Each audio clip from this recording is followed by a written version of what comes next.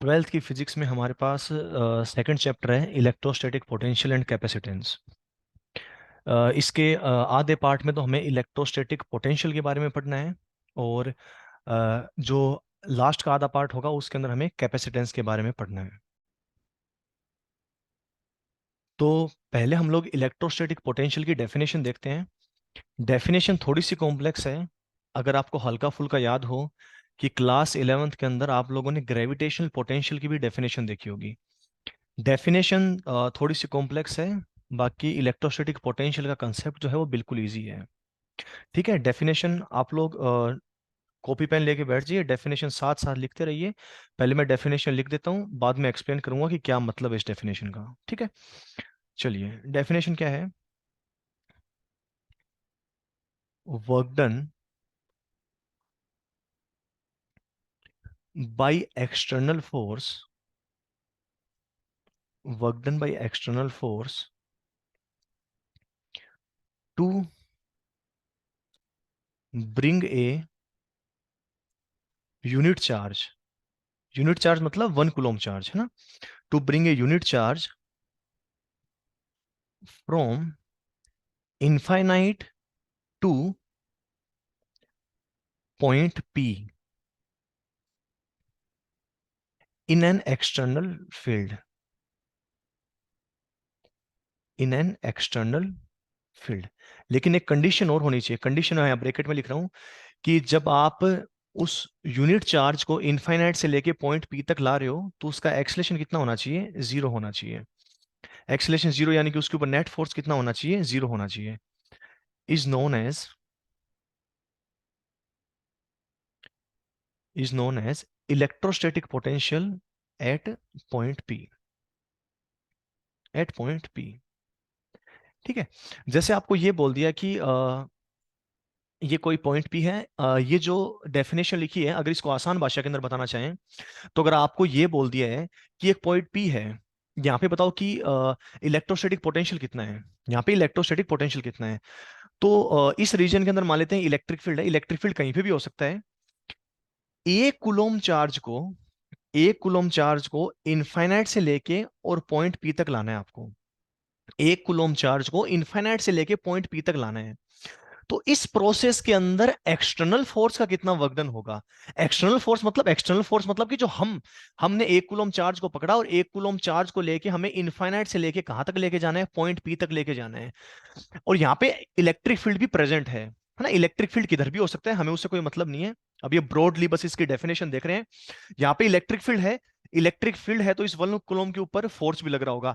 हमारा काम क्या है, एक्सटर्नल फोर्स का वर्क डन। एक्सटर्नल फोर्स यानी कि हमारा वर्क डन, एक कूलम के चार्ज को पकड़ के इनफाइनाइट से आपको पॉइंट पी तक लेके जाना है। उसके अंदर हमारा जितना वर्क डन होगा, हमारा जितना वर्क डन होगा, उस वर्क डन को ही हम क्या बोलेंगे कि जो हमने वर्क डन किया है वही क्या होगा, पॉइंट पी का पोटेंशियल होगा। क्लियर है। लेकिन जब हम उसके ऊपर जब हम उसको एक कूलम चार्ज को पॉइंट पी तक लेके जा रहे हैं तो हमें उसके ऊपर फोर्स लगाना पड़ेगा। अब फोर्स लगाते वक्त हमें यह ध्यान रखना पड़ेगा कि उसका एक्सीलरेशन कितना होना चाहिए, जीरो। एक्सीलरेशन यानी कि उसके ऊपर नेट फोर्स कितना होना चाहिए, जीरो होना चाहिए। Net force zero. अब उसके ऊपर दो फोर्स लग रहे होंगे, कौन कौन से। एक तो देखो ये इलेक्ट्रिक फील्ड के अंदर है, तो एक तो उसके ऊपर इलेक्ट्रिक फोर्स लग रहा होगा, है ना, इलेक्ट्रिक फोर्स। और दूसरा फोर्स हम लगा रहे होंगे। तो जो दोनों फोर्स हैं उन दोनों का सम कितना होना चाहिए, जीरो होना चाहिए। क्लियर है। इस तरीके से आपको उसके ऊपर फोर्स अप्लाई करना है। क्लियर है। तो कुल मिला के डेफिनेशन ये है कि एक कूलम के चार्ज को इनफाइनाइट से लेके पॉइंट पी तक लाने में एक्सटर्नल फोर्स यानी कि हमें कितना वर्कडन करना पड़ेगा, उस वर्कडन को ही हम लोग क्या बोलेंगे कि जो वर्कडन किया है वही पॉइंट पी का पोटेंशियल है। क्लियर है। और बस फोर्स अप्लाई करते वक्त हमें ध्यान क्या रखना है कि जो नेट फोर्स है ना वो जीरो होना चाहिए, यानी कि इलेक्ट्रिक फोर्स और अपना फोर्स मिलकर क्या होना चाहिए, जीरो होना चाहिए। क्लियर है ये। तो अगर ये जो पूरी लैंग्वेज लिखी हुई है, डेफिनेशन लिखी हुई है, इस डेफिनेशन को अगर हम लोग ऐसे फॉर्मूले के टर्म में लिखें तो potential at point P equals to, definition को ही फिर से सिंबॉलिक फॉर्म में लिख रहे हैं, work done by external force to bring a unit charge. To bring a unit charge, तो यूनिट चार्ज की बात हो रही है तो किससे डिवाइड कर दें, क्यू से डिवाइड कर दें। To bring a unit charge from infinite to point P, from infinite to point P. Condition क्या है, ये एक्सलेशन क्या होना चाहिए, जीरो होना चाहिए। तो ये अपने पास क्या बन गया, इसका फॉर्मूला बन गया पोटेंशियल एट पॉइंट पी का। क्लियर है? यही ग्रेविटेशनल पोटेंशियल की डेफिनेशन होती है कि 1 किलोग्राम के मास को इनफाइनाइट से लेके पॉइंट पी तक जो एक्सटर्नल फोर्स ने वर्कडन किया है, वही पॉइंट पी का क्या होगा, ग्रेविटेशनल पोटेंशियल होगा। वहां 1 किलोग्राम मास को ला रहे थे और यहां पे हम लोग एक एक कुलोम चार्ज को लाने लग रहे हैं। क्लियर है?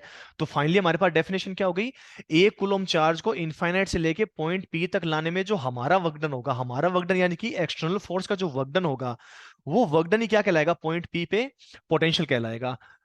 लेकिन 1 कुलोम को चार्ज को जब आप इनफाइनाइट से पॉइंट पी तक ला रहे हो, तो उसके लिए कुछ ध्यान रखना है। ध्यान क्या रखना है कि आ, उसके ऊपर जो नेट फोर्स है वो क्या होना चाहिए, जीरो होना चाहिए। नेट फोर्स यानी कि दो फोर्स लग रहे होंगे, एक तो इलेक्ट्रिक फोर्स लग रहा होगा, क्योंकि ये सारा तामझाम है ये इलेक्ट्रिक फील्ड के अंदर चलने लग रहा है।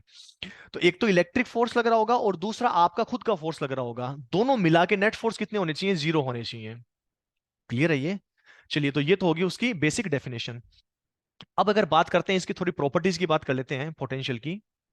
आप लोग नोट साथ साथ बनाते रहिए। आपको बिल्कुल वैसे ही समझना है कि जैसे आपकी लाइव क्लास चलने लग रही है ना, बिल्कुल वैसे ही समझना है। कॉपी पेन लीजिए और नोट्स बनाइए साथ साथ। जहां पे आपको ऐसा लग रहा है कि नोट्स बनाने के लिए वीडियो पॉज करना है, तो आप वहां पे वीडियो को पॉज कर लीजिए। क्लियर है? चलिए, अब कुछ इसकी प्रॉपर्टी की बात करते हैं। सबसे पहले कि जो ये इलेक्ट्रिक पोटेंशियल है, स्केलर क्वांटिटी होगी या फिर वेक्टर क्वांटिटी होगी। तो अगर ध्यान से देखें अपन, पहले तो फॉर्मूले से देख लो। ऊपर क्या है, वर्क डन है, और नीचे क्या है, चार्ज है। वर्क डन भी स्केलर क्वांटिटी है, और जो डिवाइड में चार्ज किया गया वो भी क्या है, एक स्केलर क्वांटिटी है। तो स्केलर को स्केलर से डिवाइड करोगे तो एक स्केलर क्वांटिटी आने वाली है। ठीक है? और वैसे भी हमको बात कर रहे हैं कि हम वर्क डन को ही तो पोटेंशियल बोलने लग रहे हैं ना हम लोग। तो वर्क डन कैसी क्वांटिटी होती है, स्केलर होती है। तो कैसी क्वांटिटी हो जाएगी, स्केलर। ठीक है? देखते हैं पॉजिटिव होगी, नेगेटिव होगी, या जीरो होगी, क्या हो सकती है। देखो, न्यूमरेटर में तो है वर्क डन, डिनोमिनेटर में क्या है, चार्ज। अब वर्क डन है, work done positive, negative, zero कुछ भी हो सकता है। नीचे चार्ज है, चार्ज पॉजिटिव, नेगेटिव और जीरो कुछ भी हो सकता है। तो अगर डिवाइड करेंगे एक दूसरे को तो कुछ भी आ सकता है ना, पॉजिटिव भी आ सकता है, नेगेटिव भी आ सकता है और जीरो भी हो सकता है। तो जो पोटेंशियल है वो पॉजिटिव, नेगेटिव, जीरो कुछ भी हो सकता है। अगर इसकी यूनिट की बात करते हैं, तो वर्क डन अपॉन चार्ज है। क्या है, वर्क डन अपॉन चार्ज है। तो वर्क डन की यूनिट क्या हो जाएगी, जूल पर क्या हो जाएगी, कुलोम्ब। जूल पर कुलोम। लेकिन वैसे तो जूल पर कुलोम है, लेकिन मार्केट के अंदर ज्यादा क्या चलती है आपके पास, वोल्ट चलती है ना। जूल पर कुलोम लिखो या फिर क्या लिखो, आप वोल्ट लिखो, बात एक ही है। जनरली आपको वोल्ट ही लिखा हुआ मिलता है। क्लियर है ये? चलिए, डेफिनेशन हो गई। अब इस पोटेंशियल के बारे में एक इंपॉर्टेंट पॉइंट है, वो नोट कीजिए। क्या है, आप एक बार साथ साथ नोट कीजिए, फिर मतलब समझते हैं उसका क्या है। Absolute potential,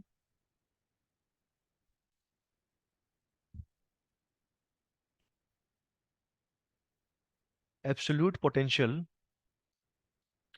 at a point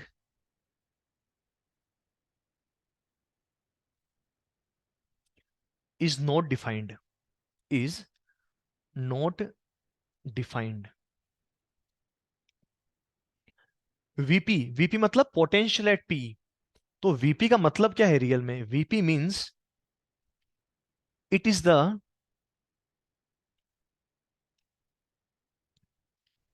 it is the difference of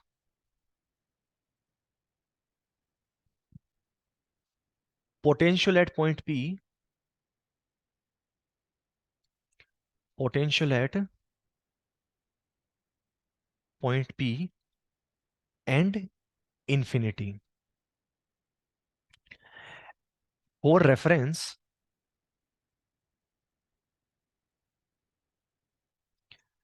we assume potential at infinity is zero. तो मतलब कि पोटेंशियल एट पॉइंट पी, तो किसी पॉइंट पे पोटेंशियल कितना है ये वैसे डिफाइन नहीं है। तो सर हम लोग पॉइंट पी पे पोटेंशियल की बात तो कर ही रहे हैं, तो पॉइंट पी पे पोटेंशियल का क्या मतलब है। पॉइंट पी पे पोटेंशियल का मतलब है कि पॉइंट पी का पोटेंशियल और इनफाइनाइट पे जो पोटेंशियल है उसका हम लोग क्या, पॉइंट किसी पॉइंट पे पोटेंशियल का मतलब क्या है कि इस पॉइंट का पोटेंशियल और इनफाइनाइट का पोटेंशियल, इन दोनों का डिफरेंस की हम लोग बात करने लग रहे हैं। ठीक है? तो हम लोग जब भी बोले कि पॉइंट पी का पोटेंशियल, तो इसका मतलब आपको क्या समझना है, अच्छा इस पॉइंट का पोटेंशियल और इनफाइनाइट के पोटेंशियल के डिफरेंस की बात हो रही है। क्लियर है ये? किसी पर्टिकुलर पॉइंट के ऊपर पोटेंशियल डिफाइंड नहीं है। और हम लोग रेफरेंस के लिए इनफाइनाइट पे पोटेंशियल को हम लोग क्या मान के चलते हैं, जीरो मान के चलते हैं। क्लियर है? जैसे आपको याद हो 11th क्लास के अंदर हम कहते थे कि ग्रेविटेशनल पोटेंशियल एनर्जी mgh होती है। अब इसके अंदर h क्या रखें? तो हम कहते थे कि ग्राउंड के ऊपर हम लोग पोटेंशियल एनर्जी को क्या मान रहे हैं, जीरो मान रहे हैं। यानी कि जहां पे हम पोटेंशियल एनर्जी को जीरो मानते थे उसको क्या लेते हैं हम लोग, रेफरेंस लेते हैं। तो हम कहते थे यहाँ पे पोटेंशियल एनर्जी को जीरो है, तो ये एक m मास है, तो h हाइट के ऊपर जो m मास रखा हुआ है उसकी पोटेंशियल एनर्जी कितनी हो जाएगी, mgh के बराबर हो जाएगी। क्लियर है?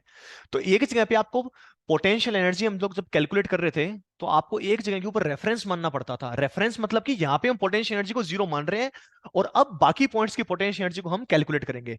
वैसे ही किसी पर्टिकुलर पॉइंट के ऊपर पोटेंशियल तो डिफाइंड है ही नहीं, तो हम लोग क्या करेंगे, इनफाइनाइट पे पोटेंशियल को क्या मान लेते हैं, जीरो मान लेते हैं। मतलब पोटेंशियल को जहां पे जीरो मान लिया वो क्या बन गया, हमारा रेफरेंस बन गया। कुछ भी ना कहा जाए तो हम लोग रेफरेंस किसको मानेंगे, इनफाइनाइट को मानेंगे। तो इनफाइनाइट पे हम पोटेंशियल को जीरो मानते हैं और बाकी दुनिया के अंदर जितने भी पॉइंट्स हैं उस पॉइंट के ऊपर हम लोग पोटेंशियल को कैलकुलेट करते हैं। क्लियर है? तो इसका मतलब क्या हुआ कि किसी पॉइंट पे पोटेंशियल का क्या मतलब है, किसी जो आपको बोल दिया कि इस ए पॉइंट पे पोटेंशियल कैलकुलेट करो, तो ए पॉइंट पे पोटेंशियल का मतलब है potential of point A minus potential at infinity. और पोटेंशियल एट इंफिनिटी हम लोग क्या मान के चलते हैं, जीरो मान के चलते हैं। कुछ कुछ सवाल के अंदर यह भी बोला जाता है कि हम लोग इनफाइनाइट पे पोटेंशियल को जीरो नहीं मान रहे हैं, कुछ दूसरे पॉइंट के ऊपर पोटेंशियल को जीरो मान रहे हैं, तो वो सवाल हम लोग सोल्व कर लेंगे। सवाल में कुछ भी नहीं बोला जाता है तो आपको यह मान के चलना है कि इनफाइनाइट पे पोटेंशियल क्या है, जीरो है। क्लियर है ये? चलिए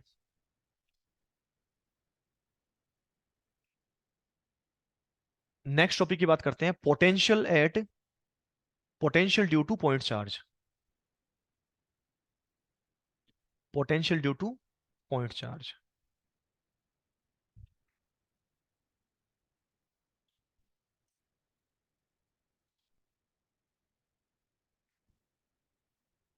potential due two point charge. अब हम लोग ये बात कर रहे थे कि एक कूलम चार्ज को हम लोग किसी इलेक्ट्रिक फील्ड में ला रहे हैं, है ना? एक कूलम का चार्ज है, उसको हम लोग किसी इलेक्ट्रिक फील्ड के अगेंस्ट इनफाइनाइट से पॉइंट पी तक लाना है। तो जो इलेक्ट्रिक फील्ड की बात कर रहे थे इस बार, वो इलेक्ट्रिक फील्ड किसकी वजह से होगा, पॉइंट चार्ज की वजह से होगा। किसकी वजह से होगा, पॉइंट चार्ज की वजह से। वो जो इलेक्ट्रिक फील्ड है, एक कूलम चार्ज को हम इनफाइनाइट से पॉइंट पी तक ला रहे हैं अगेंस्ट एन इलेक्ट्रिक फील्ड। तो इलेक्ट्रिक फील्ड है वो तो किसी की वजह से भी हो सकता है। हो सकता है वो पॉइंट चार्ज की वजह से हो सकता है वो स्पीयर की वजह से हो सकता है वो इनफाइनाइट शीट की वजह से हो सकता है वो इनफाइनाइट वायर की वजह से हो। तो पहले हम लोग क्या मान रहे हैं कि यहां पे एक पॉइंट चार्ज रखा हुआ है क्यू, अब इसका इलेक्ट्रिक फील्ड होगा। आपको बोल दिया कि इससे आर डिस्टेंस के ऊपर एक पॉइंट है पी, एक पॉइंट है पी, इस पॉइंट पी के ऊपर आपको पोटेंशियल कैलकुलेट करना है। पॉइंट पी पे आपको पोटेंशियल कैलकुलेट करना है। तो इस डेफिनेशन तो वही है, हम लोग फॉर्मूले का डेरिवेशन कर रहे हैं। एक कूलम का चार्ज कहां पे रखा हुआ है, इनफाइनाइट पे रखा हुआ है। एक कूलम के चार्ज को हमें पॉइंट पी तक लेके आना है इलेक्ट्रिक फील्ड के अंदर। इस पर इलेक्ट्रिक फील्ड कौन जनरेट कर रहा होगा, ये पॉइंट चार्ज जनरेट कर रहा होगा। ठीक है, चलिए डेरिवेशन करते हैं, हमारे को डेफिनेशन पता ही है। तो मान लेते हैं कि किसी टाइम पे एक कूलम चार्ज यहां पे है ना? इनफाइनाइट से लेके आ रहे हैं, पॉइंट पी तक लेके आना है। तो मान लेते हैं किसी मोमेंट पे एक कूलम चार्ज यहां पे है और ये कितनी डिस्टेंस पे है यहां से, मान लेते हैं किसी टाइम पे वो एक्स डिस्टेंस पे है, एक्स डिस्टेंस के ऊपर है। तो इसके ऊपर अगर हम बात करें, हमें तो एक कूलम चार्ज को लाने में वर्क डन निकालना है। तो अगर पी पॉइंट पे पोटेंशियल की बात करें हम लोग, एक्सटर्नल फोर्स का वर्क डन निकालना है, तो क्या लिखेंगे हम लोग, वर्क डन का फॉर्मूला क्या होता है, F external into D x. यही होता है कि एक्स्ट्रा एक कूलम को ला रहे हैं तो एक्सटर्नल फोर्स का वर्क डन। तो फोर्स अगर लिखेंगे तो फोर्स क्या आएगा, इसके ऊपर कितना फोर्स लग रहा होगा वन कूलम पे, K Q one Q two upon R square. K Q one कितना हो गया, क्यू फाइनल कितना है, वन कूलम। लेके आ रहे हैं तो मान लेते हैं किसी पर्टिकुलर मोमेंट के ऊपर क्यू चार्ज और वन कूलम के बीच की डिस्टेंस एक्स है, तो x square into D x. Clear है ये? अच्छा, ये तो आपके पास क्या आ गया, ये तो हमने इलेक्ट्रिक फोर्स निकाला है। ये हमें पता है कि नेट फोर्स कितना होना चाहिए, जीरो। तो electric force plus external force दोनों का मिला के कितना होना चाहिए, जीरो। तो एफ एक्सटर्नल इक्वल टू क्या हो जाएगा, माइनस ऑफ इलेक्ट्रिक फोर्स। तो ये हमने इलेक्ट्रिक फोर्स लिखा है, तो माइनस के Q one Q two upon x square. तो एक्सटर्नल फोर्स लिखेंगे तो यहाँ पे क्या आ जाएगा, एक माइनस साइन आ जाएगा। क्लियर है? तो अगर पॉइंट पी पे पोटेंशियल निकालना है तो इंटीग्रेट करना पड़ेगा आपको। ध्यान से देखिए, एक्स एक्स कहां से कहां तक है, एक्स इनफाइनाइट है पहले तो, इनफाइनाइट से और फिर पॉइंट पी तक लेके आना है, तो पॉइंट पी तक लाओगे तो डिस्टेंस कितनी होगी, आर। तो लिमिट कहां से कहां लगानी है आपको, इनफाइनाइट से लेके पॉइंट आर तक। इंटीग्रेट करते हैं तो ये आ जाएगा आपके पास माइनस के क्यू। ठीक है, इंटीग्रेशन के क्यू तो कांस्टेंट है ना, और इंटीग्रेशन में कौन रह गया, 1/x², और लिमिट लगानी है आपको इनफाइनाइट से लेके और आर तक। ठीक है, 1/x² का इंटीग्रेशन करेंगे तो वैसे आपको याद होना चाहिए, चलो मैं एक बार आपको करके दिखा देता हूँ। x⁻² -2 डी एक्स इनफाइनाइट से लेके और आर तक। ठीक है, तो अगर इंटीग्रेट करेंगे हम लोग तो ये आ गया आपके पास -k⁻। इंटीग्रेट करेंगे तो ये आ जाएगा x⁻² +1 होल डिवाइडेड बाई -2 +1। ये इंटीग्रेशन हो गया, लिमिट कहां से कहां लगाने हैं, इनफाइनाइट से लेके आर तक। ठीक है, तो ये आप देखो तो डिनोमिनेटर में तो -1 बच गया, माइनस माइनस प्लस बच जाएगा, ये हो जाएगा तो KQ इंटू 1/x इनफाइनाइट से लेके और आर तक। तो पहले आर पुट करेंगे तो 1/r, और एक्स की जगह जैसे लोअर लिमिट यानी कि हम लोग इनफाइनाइट पुट कर देंगे तो 0 बन जाएगा। तो कुल मिला के पी पॉइंट पे पोटेंशियल का फॉर्मूला हमारे पास क्या आ रहा है, KQ/R। क्लियर है। नीट और जेई के पॉइंट ऑफ व्यू से हमारे लिए सिर्फ फॉर्मूला है। फॉर्मूला हमें ध्यान होना चाहिए, इंटीग्रेशन डेरिवेशन अगर आप देखो तो आप बोर्ड्स के पॉइंट ऑफ व्यू से देख सकते हो, बाकी हमारे को फॉर्मूला याद होना चाहिए, KQ/R। क्लियर है ये। चलिए,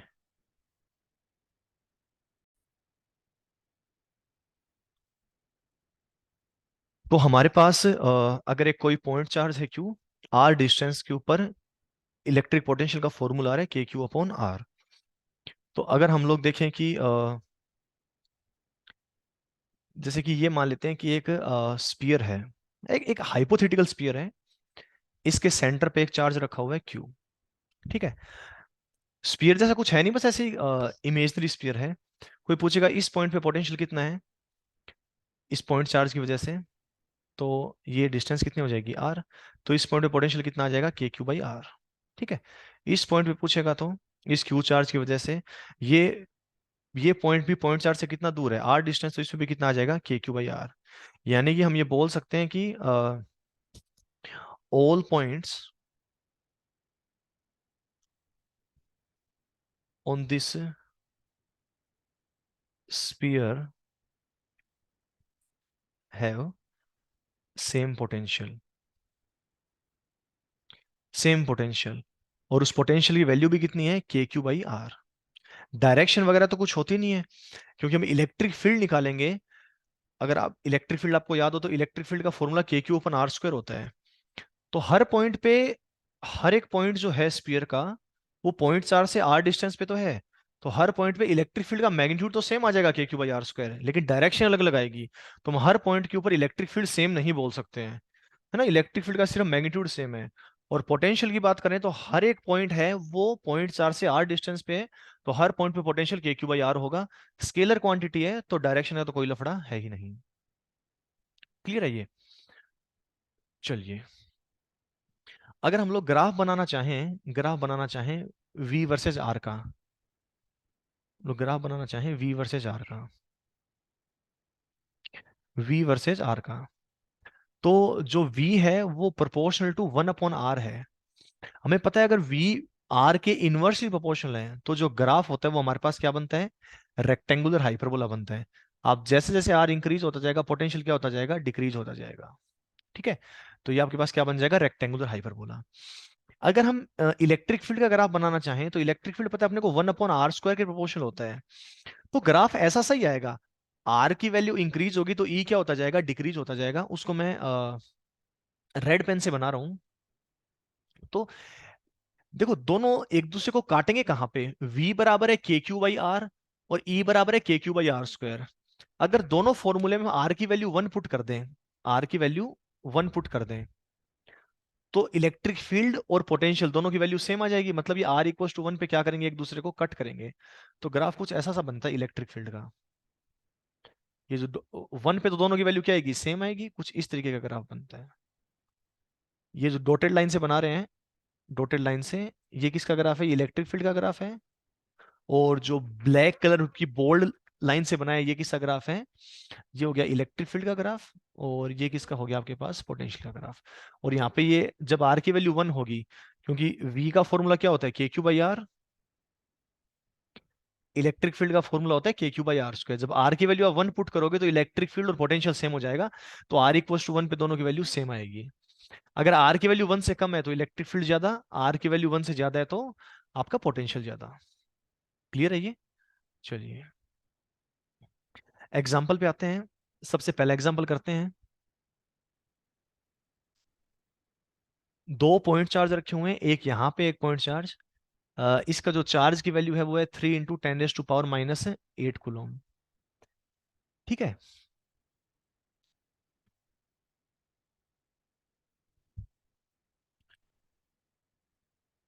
एक दूसरा चार्ज है, वो यहाँ पे रखा हुआ है, इसकी वैल्यू -2 × 10⁻⁸ तो एक तो पॉजिटिव चार्ज है 3 × 10⁻⁸, उससे कुछ डिस्टेंस के ऊपर एक नेगेटिव चार्ज रखा हुआ है -2 × 10⁻⁻⁸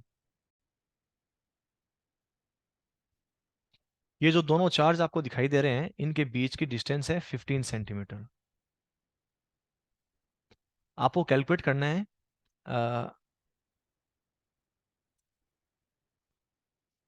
find the points on line joining of line joining of both the charges where potential is zero, where potential is zero। तो इन दोनों की जो लाइन ज्वाइनिंग है, लाइन इन दोनों को जो ज्वाइन करते हुए लाइन है, उस लाइन पे हमें पॉइंट्स बताने हैं जहां पे जो आपका पोटेंशियल है वो क्या हो जाए? जीरो। ठीक है, तो चलिए करते हैं, सोल्व करते हैं। आप लोग एक बार वीडियो को पॉज करके खुद से सोल्व करने की कोशिश कीजिए और फिर ये सॉल्यूशन देखिए। ठीक है, चलिए। तो ये तो हो गया पॉजिटिव चार्ज 3 × 10⁻⁸ और -2 × 10⁻⁸। हमें पता है कहीं ना कहीं इलेक्ट्रिक पोटेंशियल जीरो तो होगा, क्योंकि एक पॉजिटिव चार्ज है उसकी वजह से पोटेंशियल पॉजिटिव आएगा, नेगेटिव की वजह से नेगेटिव आएगा, तो दोनों सब्ट्रैक्ट होंगे, कहीं ना कहीं जीरो हो सकता है। अगर दोनों पॉजिटिव होते हैं दोनों नेगेटिव होते तो सवाल का कोई सेंस नहीं था, क्योंकि कहीं पे भी जीरो नहीं होगा। ठीक है, तो अगर देखें हम लोग कहाँ पे जीरो होगा, तो मैं देखो के क्यू बाई आर और K Q by are zero होने का मतलब है कि जितना पॉजिटिव चार्ज का है उतना ही क्या हो जाए? नेगेटिव चार्ज का हो जाए, तभी तो दोनों मिलकर जीरो बनेंगे ना। क्योंकि पॉजिटिव वाले का जितना पॉजिटिव है नेगेटिव वाले का उतना ही नेगेटिव हो जाए, मतलब दोनों के के क्यू बाई आर और के क्यू बाई आर बराबर होने चाहिए। यानी कि जिसका क्यू ज्यादा है उसका आर भी क्या होना चाहिए? ज्यादा होना चाहिए। जिसका क्यू ज्यादा है उसका आर भी क्या होना चाहिए? ज्यादा होना चाहिए। क्योंकि अगर क्यू ज्यादा हो गया और आर कम हो गया तब तो वो क्वांटिटी और ज्यादा हो जाएगी ना। तो जिसका क्यू ज्यादा है उसका आर भी क्या होना चाहिए? ज्यादा होना चाहिए। जिसका क्यू कम है उससे आर भी क्या होना चाहिए? कम होना चाहिए। मतलब जो पोटेंशियल जीरो होगा वो छोटे वाले चार्ज के नजदीक जीरो होगा। छोटे वाले चार्ज के मान लेते हैं कि यहां पे कहीं पे वो जीरो है, इस पी पॉइंट पे। ये डिस्टेंस क्या मान लेता हूं मैं? एक्स डिस्टेंस मान लेता हूं। तो ये क्या हो जाएगी? 15 - x। ठीक है, तो अगर पी पॉइंट, तो अगर पॉजिटिव वाले की वजह से देखेंगे तो के क्यू अपॉन कितना डिस्टेंस पे? 15 - x। इतना ही नेगेटिव वाले का होना चाहिए, के 2 × 10⁻⁻8 अपॉन एक्स। ठीक है, वैसे तो आप कई बार दिमाग में आता है कि सर ये माइनस क्यों नहीं लिया। अब माइनस करो तो फिर इन दोनों को यहाँ पे ऐड करके जीरो करो तो बात तो एक ही पड़ेगी, है ना। ठीक है, upon X equals to zero. ठीक है, तो 10⁻⁸ से 10⁻⁸ कैंसिल, के से के कैंसिल, क्रॉस मल्टीप्लाई कर दो तो 3x इक्वल्स टू 30 - 2x। तो x बराबर कितना आएगा आपके पास? 30/5 यानी कि 6 सेंटीमीटर। यानी कि 6 सेंटीमीटर यहां से और यहां से कितना हो जाएगा? 9 सेंटीमीटर। बिल्कुल सही बात है, होना भी चाहिए। जो छोटे वाला जो छोटे वाला चार्ज है मैग्नीट्यूड वाइज, उससे 6 सेंटीमीटर पे और बड़े वाले चार्ज से 9 सेंटीमीटर दूर एक पॉइंट होगा जहां पे इलेक्ट्रिकल पोटेंशियल क्या बन जाएगा? जीरो बन जाएगा। क्लियर है? तो छोटे वाले चार्ज से कम डिस्टेंस, बड़े वाले चार्ज से ज्यादा डिस्टेंस। अब इसमें क्या है ना, एक पॉइंट तो इधर आ गया दोनों के बीच में, एक पॉइंट यहां पे और आ सकता है, छोटे वाले चार्ज के नजदीक ही तो होना चाहिए ना। तो छोटे वाले चार्ज के अगर नजदीक होगा तो हमने तो सिर्फ एक ही केस लिया है, यहाँ पे भी तो एक पॉइंट हो सकता है ना। जैसे मान लेता हूँ यहाँ पे एक पॉइंट आर है, इससे एक्स डिस्टेंस पे है, तो इससे कितना डिस्टेंस पे हो जाएगा वो 15 प्लस एक्स पे, एक पॉइंट यहाँ पे भी ऐसा पॉसिबल है। क्लियर है। तो अगर आर पे हमको जीरो करना है तो के क्यू अपॉन 3 × 10⁻⁸ से कितना दूर हो जाएगा वो 15 + x, के 2 × 10⁻⁸, इससे कितना डिस्टेंस पे हो जाएगा x। 10⁻⁸ से 10⁻⁸ कैंसिल, के से के कैंसिल, क्रॉस मल्टीप्लाई करो तो 3x इक्वल टू 30 + 2x। तो x बराबर कितना आ गया आपके पास है 30 सेंटीमीटर। तो दो पॉइंट मिलेंगे, एक पॉइंट तो होगा जो माइनस,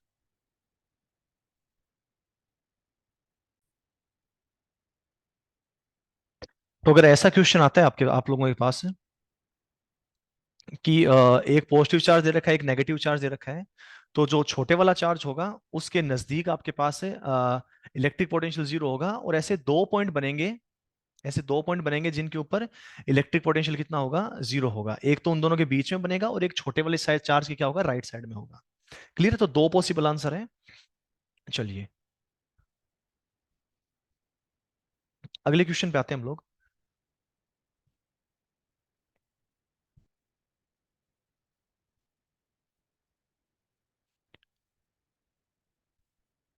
एक स्क्वायर है, स्क्वायर के चार वर्टेक्स होते हैं, इस पे एक पे Q charge, -2 Q charge, Q charge और 4 क्यू चार्ज रखा हुआ है।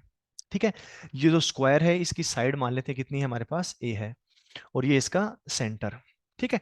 हमें जो इसका सेंटर है, सेंटर के ऊपर पोटेंशियल कैलकुलेट करना है। ठीक है। चलिए सोल्व करते हैं। अब सेंटर है, सेंटर के ऊपर सेंटर के ऊपर चार पोटेंशियल होंगे, क्योंकि चार चार्ज रखे हुए हैं तो चारों की अपना अपना इंडिविजुअल पोटेंशियल होगा, और चारों पोटेंशियल को क्या करना पड़ेगा, ऐड करना पड़ेगा। ऐड करने में इस बार खुशखबरी ये है कि जब अगर चार इलेक्ट्रिक फील्ड को ऐड करना हो आपको, तो आपको डायरेक्शन का ध्यान रखना पड़ता है, क्योंकि वो एक वेक्टर क्वांटिटी है। चार पोटेंशियल को ऐड करना है तो बिल्कुल टेंशन लेने की बात नहीं है, सीधा सीधा ऐड कर दो, क्योंकि स्केलर क्वांटिटी है। तो पॉइंट सी पे चार पोटेंशियल है, चारों को क्या करना है, ऐड करना है। चलिए अगर हम देखें यहां से डिस्टेंस कितनी है, तो ये वाली स्क्वायर में सेंटर से और वर्टेक्स की डिस्टेंस, ये डिस्टेंस कितनी होती है, याद होनी चाहिए आपको, ये डिस्टेंस a/√2 होती है ना। आप चाहो तो कैलकुलेट भी कर सकते हो, है ना। ये जो डायगनल है पूरा डायगनल √2 हो जाएगा, है ना, क्योंकि ये a हो गया, ये a हो गया, डायगनल कितना हो गया √2 है, और जो ये सेंटर से लेके वर्टेक्स वाली डिस्टेंस है √2a/2 हो जाएगा, तो a/√2 बन जाएगा। क्लियर है। तो अगर पॉइंट सी पे पोटेंशियल देखें तो चार पोटेंशियल आएंगे। पहले इस क्यू चार्ज की वजह से देखते हैं तो कितना आएगा, KQ डिवाइडेड बाई a/√2। फिर इस क्यू चार्ज की वजह से देखते हैं ये भी कितना आ जाएगा, KQ डिवाइडेड बाई a/√2। फिर ये जो -2Q है इसकी वजह से आएगा माइनस का 2KQ डिवाइडेड बाई a/√2। फिर 4Q की वजह से आएगा प्लस का 4KQ डिवाइडेड बाई a/√2। ठीक है। चलिए अब ऐड कर दीजिए, 4 और 5, ये 4, 5 और 6, 6 में से 2 गया तो 4, तो 4KQ डिवाइड बाई a/√2, √2 ऊपर जाएगा तो ये आ जाएगा आपके पास 4√2KQ/a, ये अपने पास आंसर आ जाएगा। बिल्कुल सिंपल सवाल है, कुछ है ही नहीं, फॉर्मूला लगाओ आंसर। ठीक है। चलिए एक क्वेश्चन और करते हैं। जब भी मैं आपको क्वेश्चन देता हूं, आप लोगों को वीडियो को पॉज करके और उसको सोल्व करना है, ठीक है, उसके बाद सॉल्यूशन देखना है, चाहे आपसे हो या ना हो। साइड में रफ कॉपी लेके बैठिए जी, है ना, और चाहे तो फेयर कॉपी में कर लीजिए, कोई फर्क नहीं पड़ता है। ठीक है। एक क्वेश्चन और करते हैं। अगेन एक स्क्वायर है, साइड है इसकी ए, चारों वर्टेक्स पे चार चार्ज रखे हुए हैं क्यू, ये नीट का PYQ है, Q-Q, और ऐसे सवाल जेई मेंस के अंदर भी आए हुए हैं, Q-Q। ये जो पॉइंट ए है, ये जो पॉइंट ए है, इस पॉइंट ए का हमें पोटेंशियल कैलकुलेट करना है। ठीक है। अब थोड़ी सी ज्योमेट्री लगानी है बस आपको, कि ये जो Q है और ये ए पे निकालना है, तो ये डिस्टेंस तो a/2 हो जाएगी, इस चार्ज से भी ए की डिस्टेंस कितनी हो जाएगी, a/2 हो जाएगी। तो इसकी तो कोई टेंशन वाली बात नहीं है। थोड़ी सी ज्योमेट्री इसमें लगानी पड़ेगी कि इस माइनस क्यू की वजह से और इस माइनस क्यू की वजह से जब आप ए पे पोटेंशियल निकालोगे तो आपको ये डिस्टेंस निकालनी पड़ेगी। ये डिस्टेंस बस आप निकाल लीजिए कितनी आएगी। तो तो यह है ए, ये कितनी है a/2। तो अगर पाइथागोरस लगाओगे, पाइथागोरस लगाओगे, इसको मैं आर मान लेता हूं, तो पाइथागोरस लगाओगे तो आर इक्वल टू कितना आ जाएगा, √a² प्लस a²/4।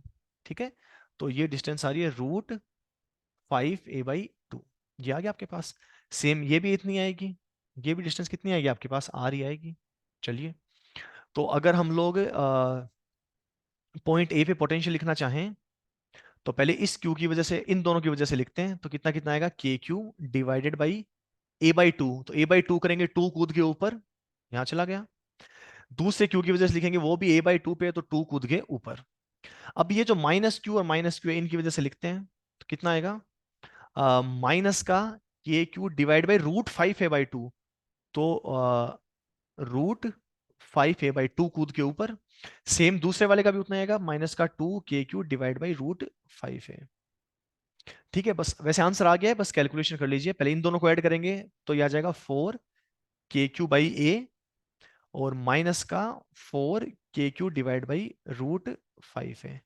ठीक है, चाहो तो अब ऑप्शन पे डिपेंड करता है कैसा आता है। तो आप लोग चाहो तो कॉमन ले लीजिए, 4KQ डिवाइड बाई a। तो कितना आ जाएगा ये, 1 - 1/√5। ये आपके पास फाइनल आंसर है। क्लियर है ये? आई होप आप लोगों का भी आ ही गया होगा, ऐसा कोई खास क्वेश्चन है नहीं। ठीक है, चलिए एक क्वेश्चन और करते हैं। इस बार अब थोड़ा इंटीग्रेशन का है ना।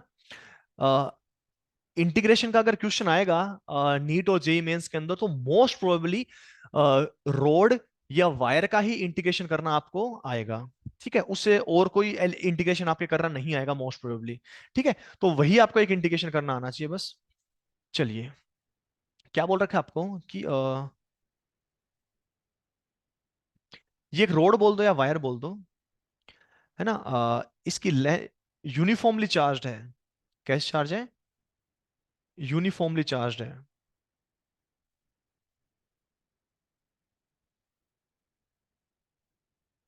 यूनिफॉर्मली चार्ज है। इस पे टोटल चार्ज है Q और इसकी लेंथ है L। ठीक है, लेंथ इसकी L है। ये जो इधर वाला एंड है ना, इसको B बोल देते हैं, इसको A बोल देते हैं। इस एंड से और A डिस्टेंस पे एक पॉइंट है P। अब इस P पॉइंट पे आपको पोटेंशियल कैलकुलेट करना है। ठीक है, अब दिक्कत ये है कि हमें तो पॉइंट चार्ज की वजह से फॉर्मूला पता है ना, पॉइंट चार्ज की वजह से फॉर्मूला पता है। अब इसकी रोड की वजह से तो पता नहीं है क्या है। तो करेंगे क्या, एक एक रोड के अंदर एलिमेंट लेंगे, एक छोटा सा एलिमेंट लेंगे, उस एलिमेंट की वजह से पॉइंट बी पे पोटेंशियल लिखेंगे। वैसे बहुत सारे एलिमेंट बनेंगे तो इनफाइनाइट एलिमेंट बनेंगे, हर एक एलिमेंट का अपना अपना पोटेंशियल होगा। तो इनफाइनाइट एलिमेंट का पोटेंशियल आपको ऐड करना है सबका एक एक करके। तो इनफाइनाइट को ऐड करना है तो हम लोग किसकी हेल्प लेते हैं, इंटीग्रेशन की। ठीक है, रोड का इंटीग्रेशन करना आपको आना चाहिए, स्टैंडर्ड मेथड है। अगर नहीं आता है तो देख लीजिए एक बार कैसे करना है अपने को। ये रोड है अपने पास, ये पॉइंट पी है, एक एलिमेंट लेना है। ठीक है, मैं एलिमेंट यहीं से ही मान रहा हूं, पी पॉइंट से ही एक्स डिस्टेंस पे गए, है ना, पी पॉइंट से एक्स डिस्टेंस पे गए और एक छोटा सा एलिमेंट ले लिया, ये वाला, ये शेडेड पार्ट। छोटा सा एलिमेंट है, इसकी लेंथ कितनी है, dx है। तो इसके ऊपर अगर जो चार्ज होगा, छोटे से लेंथ भी छोटी सी dx है, तो चार्ज भी क्या होगा, छोटा सा होगा। हम उसको dq मान लेते हैं, छोटा सा चार्ज dq। अब ये जो एलिमेंट हमने लिया है, बस अब ये जो एलिमेंट है इस पे फोकस करना है। अब ये जो एलिमेंट है छोटा सा, इसको तो हम पॉइंट चार्ज मान सकते हैं ना। तो इसको अगर पॉइंट चार्ज मान लिया तो पॉइंट चार्ज वाला फॉर्मूला लगा देते हैं। एलिमेंट की वजह से पॉइंट पी पे छोटा सा पोटेंशियल आएगा डीवी। अब इस जो ये जो एलिमेंट लिया इसको तो पॉइंट चार्ज मान ही सकते हैं। तो इसकी वजह से तो KQ/R के, और इसका चार्ज कितना है, छोटा सा चार्ज DQ, और डिवाइड बाई कितना डिस्टेंस है वो, ये जो पॉइंट चार्ज है ये पॉइंट पी से कितना दूर है, x, तो KQ/x, KdQ/x। अब हमें सबका ऐड करना है, तो सबका ऐड करना है तो क्या करेंगे, इंटीग्रेशन कर देंगे। तो डीवी का इंटीग्रेशन क्या आ जाएगा हमारे पास, v, के तो बाहर आ गया, dq लिखना है अब अपने को, dq। dq का मतलब है कि ये जो छोटा सा है dx लेंथ का एलिमेंट है, इसका इस पे चार्ज कितना है। तो इधर देखिए हम लोग यूनिटरी मेथड लगाते हैं ना, यूनिटरी मेथड लगाते हैं। अगर एल लेंथ है तो चार्ज कितना है, क्यू। अगर लेंथ 1 होगी तो चार्ज कितना हो जाएगा, क्यू बाई एल। हमें उस एलिमेंट का चार्ज निकालना है जिसकी लेंथ dx है, तो लेंथ अगर dx होगी तो उसका चार्ज कितना आ जाएगा, q by L into D x. और इसी को हम लोग क्या लेके चलने लग रहे हैं, dq। तो अगर आप dq की वैल्यू यहाँ पे पुट करते हैं तो ये आ जाएगा k, dq की वैल्यू पुट करेंगे तो ये आ जाएगा q by L into D x. और नीचे एक x तो चल ही रहा है, और k तो हम पहले ही ले चुके हैं तो इसको हटा दीजिए, नीचे क्या आ जाएगा x। ठीक है। तो जो कांस्टेंट है वो बाहर ले लो, k तो पहली बार है, q भी कांस्टेंट है, l भी बाहर आ जाएगा, अंदर बच गया 1/x और dx। अब लिमिट लगानी है। हम एलिमेंट यहां से लेना स्टार्ट करेंगे ना, पहला एलिमेंट यहां मिलेगा बी पे और लास्ट एलिमेंट यहां मिलेगा ए पे। तो जब पहला एलिमेंट तो यहां मिलेगा तो यहां पे x की वैल्यू कितनी है, यहाँ पे x, यहां से x आपने मेजर करना स्टार्ट किया तो यहाँ पे x की वैल्यू कितनी है, 0। तो बी पॉइंट पे x की वैल्यू कितनी आ जाएगी, a के बराबर। लास्ट एलिमेंट यहां मिलेगा, इसके बाद में नहीं मिलेगा और b से पहले नहीं मिलेगा, लास्ट एलिमेंट यहां मिलेगा तो यहाँ पे x की वैल्यू कितनी हो जाएगी, a प्लस एल। अब बस इंटीग्रेशन करना है आपको। तो v बराबर के क्यू अपॉन एल, 1/x का इंटीग्रेशन होता है ln x। ठीक है, इंटीग्रेशन कर लिया तो इंटीग्रेशन का साइन हटा लो। लिमिट लगेगी from a to a plus L. Upper limit हो गई a plus L, lower limit हो गई a। तो अगर हम वैल्यू पुट करें तो के क्यू बाई एल तो बाहर है ही, पहले अपर लिमिट पुट करेंगे तो अपर लिमिट हो गई हमारे पास a प्लस एल, तो ln a plus L minus lower limit तो ये हो गई ln a। ठीक है। तो v बराबर के क्यू बाई एल, यहाँ पे अब थोड़ा सा लॉग की प्रॉपर्टी लगानी है, ln x, ये ln x और ये क्या हो गया ln y। ln x minus ln y होता है ln x अपॉन y। तो ये आ जाएगा ln x अपॉन y, यानी कि a plus L divided by a। तो ये अपने पास क्या आ गया, फाइनल आंसर आ गया है। क्लियर है ये। चलिए, तो अगर हमने ऐसे पहला जो चैप्टर है उसमें इलेक्ट्रिक फील्ड का भी ऐसे कैलकुलेट किया होगा, बस वहां पे ये जो x है इस x की जगह क्या आ जाएगा, एक्स स्क्वायर आ जाएगा, बाकी सब तो सेम ही रहेगा। क्लियर है ये। ओके।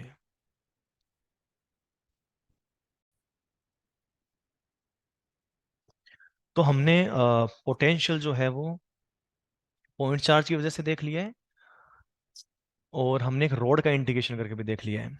अब हम इलेक्ट्रिक पोटेंशियल देखना चाहते हैं due to a charge shell. Shell बोल दो या होलोस्फीयर बोल दो, मतलब एक ही है।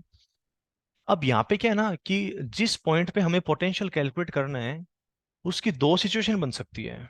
केस वन, कि जिस पॉइंट पे आप पोटेंशियल कैलकुलेट करना चाहते हो वो होलोस्फीयर के बाहर है। केस टू, कि जिस पॉइंट पे आप पोटेंशियल कैलकुलेट करना चाहते हो वो होलोस्फीयर के अंदर है ना। दो अलग अलग सिचुएशन बन जाती है, यहाँ पे फॉर्मूले भी दो बनेंगे, है ना, दो अलग अलग फॉर्मूले कि जिस पॉइंट पे आपको पोटेंशियल कैलकुलेट करना है कि वो स्फीयर के बाहर है या स्फीयर के अंदर है। पहले बाहर वाले के लिए बात कर लेते हैं। अगर आप थोड़ा दिमाग लगाओ कि एक पॉइंट पी है जो कि सेंटर से कितना डिस्टेंस पे है, स्मॉलर डिस्टेंस के ऊपर है और बाहर है इससे, इस पॉइंट पे हमें पोटेंशियल कैलकुलेट करना है। तो आप सोच के देखो, अगर एक कूलम के चार्ज को मैं इनफाइनाइट से लेके पॉइंट पी तक लेके आऊंगा, इनफाइनाइट से लेके पॉइंट पी तक लेके आऊंगा, तो आप दिमाग लगाओ कि आउटसाइड इस रीजन में तो इलेक्ट्रिक फील्ड वही होगा जो पॉइंट चार्ज के लिए था। आप सोच के देखो, इनफाइनाइट से लेके पॉइंट पी तक आ रहे हैं, तो यहां पे चाहे क्यू चार्ज पॉइंट चार्ज रखा हो या फिर ये क्यू चार्ज का होलोस्फीयर रखा हो, बात तो सेम ही है ना दोनों, चाहे वहां पे पॉइंट चार्ज रखा हो चाहे होलोस्फीयर रखा हो, वो इलेक्ट्रिक फील्ड तो सेम ही प्रोड्यूस करेंगे ना। तो इलेक्ट्रिक फील्ड सेम प्रोड्यूस करेंगे, तो 1 कूलम के चार्ज को जब लेके आएंगे तो उसके ऊपर इलेक्ट्रिक फोर्स भी उतना ही लगेगा। इलेक्ट्रिक फोर्स उतना लगेगा तो उसको बैलेंस करने के लिए एक्सटर्नल फोर्स भी उतना ही लगेगा। अगर एक्सटर्नल फोर्स भी उतना लगेगा तो आपके पास इंटीग्रेट इंटीग्रेट करके जो वर्क डन निकालेंगे वो भी सेम ही आएगा। तो आउटसाइड के लिए, आउटसाइड वाले के लिए तो इलेक्ट्रिक फील्ड का फॉर्मूला पॉइंट चार्ज का होता है, वही होलोस्फीयर का होता है। तो अगर आउटसाइड के लिए आपको देखना है ना, पोटेंशियल आउटसाइड, तो आउटसाइड के लिए तो पोटेंशियल का फॉर्मूला वही आएगा जो पॉइंट चार्ज के लिए था, दैट इज के क्यू बाई स्मॉल आर। के क्यू बाई स्मॉल आर। अब इनसाइड के लिए देखते हैं, ध्यान से सुनना एक बार। वैसे तो हमारे लिए फॉर्मूला इंपॉर्टेंट है। अगर मैं 1 कूलम के चार्ज को मान लेते हैं मुझे यहां तक लाना है ना, ये पॉइंट लेट्स से अपने पास है, ये पॉइंट एस पॉइंट है, इस पॉइंट तक लाना है। तो मुझे यहां से लेके यहां तक लाता जा रहा हूं, मैं लाता जा रहा हूं, वर्क डन करना पड़ रहा है, वर्क डन करना पड़ रहा है, वर्क डन करना पड़ रहा है, वर्क डन करना पड़ रहा है। यहां तक आ गया। अब यहां से अंदर की तरफ जाना है। अब जैसे मैं इसके अंदर जाऊंगा, अंदर तो इलेक्ट्रिक फील्ड कितना होता है, जीरो। अंदर इलेक्ट्रिक फील्ड जीरो है तो इलेक्ट्रिक फोर्स भी कितना होगा, जीरो। मुझे नेट फोर्स भी जीरो रखना है, तो इलेक्ट्रिक फोर्स जीरो है तो मुझे मेरा एक्सटर्नल फोर्स भी कितना रखना पड़ेगा, जीरो ही रखना पड़ेगा, ताकि नेट फोर्स क्या रहे, जीरो रहे। तो यानी कि इसके यहां तक सरफेस तक पहुंचने के बाद अगर मैं अंदर जा रहा हूं, तो अंदर तो मुझे फोर्स लगाना ही नहीं पड़ रहा है, क्योंकि देखो मुझे नेट फोर्स क्या रखना है, जीरो। डेफिनेशन में था एक्सीलरेशन मस्ट बी जीरो। तो इलेक्ट्रिक फोर्स तो जीरो है क्योंकि इलेक्ट्रिक फील्ड जीरो है। तो नेट फोर्स जीरो रखना है तो एक्सटर्नल फोर्स भी कितना आएगा, जीरो। यानी कि मुझे इनफाइनाइट से पॉइंट एस तक लाना है। तो वर्क डन तो मुझे सिर्फ इस पॉइंट तक ही करना पड़ रहा है, सरफेस तक। सरफेस के अंदर तो वर्क डन कितना है, जीरो है। सरफेस के अंदर अगर वर्क डन जीरो है, तो यानी कि जो भी वर्क डन करना है वो आपको सरफेस तक लाने में करना पड़ रहा है। तो सरफेस का जो पोटेंशियल होगा वही पोटेंशियल क्या होगा, इनसाइड होगा। क्लियर है ये, क्योंकि जो भी वो वर्क डन किया हमने सरफेस तक ही किया है। तो सरफेस पे जो पोटेंशियल होगा वही क्या होगा, इनसाइड पोटेंशियल होगा। तो सरफेस पे बोले या फिर कहां बोले हम लोग, इनसाइड बोले, बात एक ही है। तो सरफेस पे अगर देखेंगे तो K Q by small R, small R की जगह कितना आ जाएगा, कैपिटल आर। क्लियर है। ये स्मॉल आर लिखा हुआ है, स्मॉल आर का मतलब है डिस्टेंस फ्रॉम सेंटर। याद रखना, डिस्टेंस कहां से लेनी है आपको, सेंटर से लेनी है। और कैपिटल आर जहां पे भी लिखा हुआ है वो क्या आपके पास, radius of sphere. Radius of sphere. Clear है ये। चलिए, अब आपको तो ये फॉर्मूले याद रखने हैं, बस ये हमारे पास इंपॉर्टेंट फॉर्मूले हैं। अगर हम अपने को पता चल गया कि पॉइंट बाहर है, पॉइंट कहां पे है, बाहर है, तो ये आप क्या फॉर्मूला क्या लगा दोगे, K Q upon small R, where small R is the distance of point P where we are calculating potential from centre. और अगर हमें पता चलेगा कि इनसाइड है तो कितना का, के Q by radius. Inside her point के ऊपर पोटेंशियल क्या होगा, सेम होगा। क्लियर है। चलिए, ग्राफ बनाते हैं एक बार इसका। ग्राफ बहुत इंपॉर्टेंट है, कई बार नीट जेई मेंस के अंदर आ चुका है ये। V versus small R, small R का मतलब डिस्टेंस फ्रॉम सेंटर।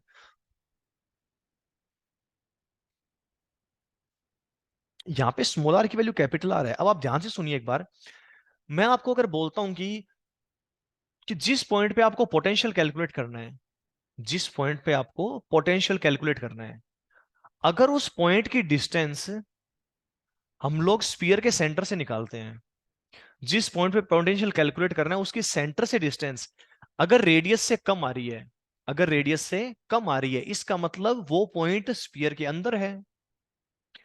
जिस पॉइंट पे आपको पोटेंशियल कैलकुलेट करना है, अगर उसके सेंटर से डिस्टेंस रेडियस से ज्यादा आ रही है, इसका मतलब वो पॉइंट होलोस्फीयर के आउटसाइड है। तो यहां पे इस पॉइंट पे तो, यहां तो स्मॉल आर की वैल्यू कितनी है, जीरो है। ऐसे राइट साइड में जा रहे हैं तो आर बढ़ता जा रहा है, यहाँ पे आर की वैल्यू क्या होगी, आर हो गई। तो ये पॉइंट तो सरफेस वाला हो गया, मतलब कि ये जो रीजन है ये कौन सा हो जाएगा, ये इनसाइड वाला हो जाएगा। क्योंकि यहाँ पे स्मॉल आर की वैल्यू रेडियस से कम है, और ये वाला जो रीजन है ये कौन सा हो रहा है आपके पास, आउटसाइड वाला हो रहा है। तो अगर इनसाइड देखते हैं तो इनसाइड तो हर पॉइंट पे पोटेंशियल क्या आ रहा है, कॉन्स्टेंट आ रहा है, के क्यू बाई रेडियस। तो इनसाइड तो ये आएगा, और इसकी वैल्यू कितनी आएगी, के क्यू बाई कैपिटल आर। अगर उसके बाद देखते हैं तो K Q by small are, तो वही आपके पास है रेक्टेंगुलर हाइपरबोला बन जाएगा, ऐसे डिक्रीज होता जाएगा कुछ इस तरीके से। कोई पूछेगा कि मैक्सिमम कहां पे है, तो मैक्सिमम देखो कहां पे है, सरफेस पे मान लो या फिर अंदर मान लो, है ना मैक्सिमम। सरफेस के बाहर, सरफेस से जैसे जैसे आप दूर जा रहे हो ये तो क्या होता जा रहा है, डिक्रीज होता जा रहा है। क्लियर है ये। चलिए, तो इनसाइड हर पॉइंट पे, इनसाइड कोई भी पॉइंट के ऊपर आप निकालो, क्या का, के क्यू बाई रेडियस। बाहर निकालोगे तो K Q by small R, where small R is the distance of point P. Point P मतलब जिस पॉइंट पे पोटेंशियल कैलकुलेट करना है उसके सेंटर से डिस्टेंस। चलिए,